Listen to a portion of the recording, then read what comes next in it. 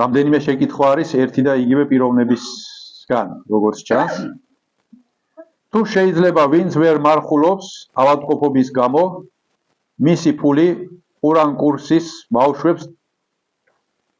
ბავშვებზე დაპურება, ანუ ამ ფულით ყურან კურსის ბავშვების დაპურება. ერთი. ფითრა თუ შეიძლება ყურან კურსში მიტანა და აქ სამი შეკითხვა არის, რომლებიც ერთმანეთთან თითქმის ერთი შინაარსის არის ერთმანეთთან კავშირშია და გავაერთიანებ ერთად გავცემ პასუხს. ზეკათი თუ შეიძლება ყურან კურსის ბავშვებისთვის. პირველ რიგში ზეკათი და ფითრა ერთი და იგივე არის ვიფასო ჯემაყი.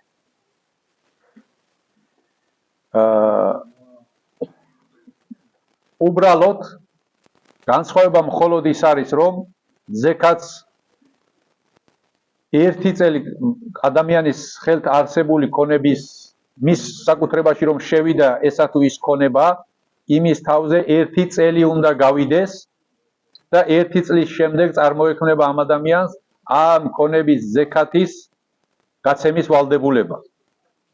ეს ქონება რამდენია, რა სახეობის არის, რამდენი უნდა გასცეს, ამას ძალიან დეტალები სჭირდება, დეტალური განხილვა სჭირდება, რომელშიც მე არ გადავალ.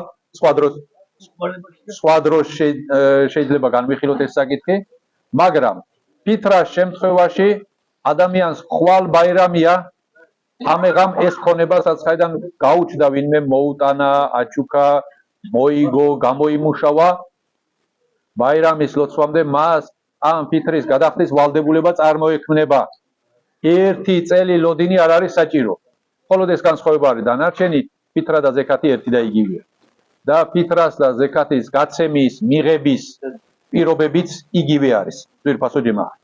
და ერთ-ერთი მთავარი მნიშვნელოვანი საკითხი არის ის, რომ ვინც იმსახურებს ფითრას, იმან უნდა მიიღოს პირად საკუთრებაში და როგორც თვითონ გადაწყვეტს, ისე უნდა მოიხმაროს, ისე უნდა გახარჯოს.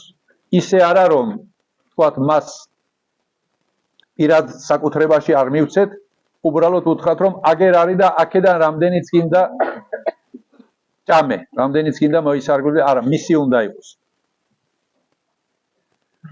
ამის გათვალისწინებით ყურან კურსში ფითრა იქნება თუ ზეკათი იქნება. უშუალოდ მოსწავლეებს თუ დაურიგებთ, თქვათ რამდენიმე ნაწილად გავყოფთ და დაურიგებთ და მივცემთ, არანაირი პრობლემა არ არის. მაგრამ ყურან კურსის დირექციაზე გადაცემა, რომელიც შემდგომ, რა თქმა უნდა, ეჭვი არ არის იმაში, რომ ამას ისევ იმ მოსწავლეებს მოახმარს.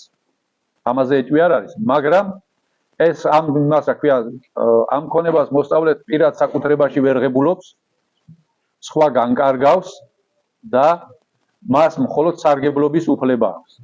ასეთ შემთხვევაში ზეკათი და ფითრა არ ჩაითვლება.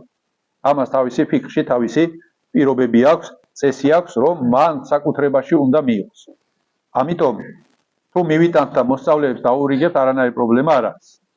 მაგრამ თუ გავსცემთ დირექციაზე, რომელიც საკუთრებაში მიიღებს, დირექცია და თვითონ გადაწყვეტს, რა იყიდოს.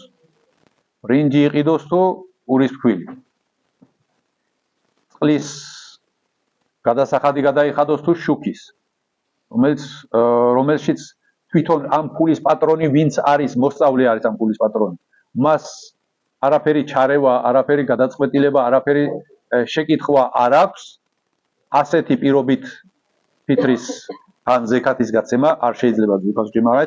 ამაზე ადრეც ბევრჯერ გვისაუბრია და ახლაც იგივე.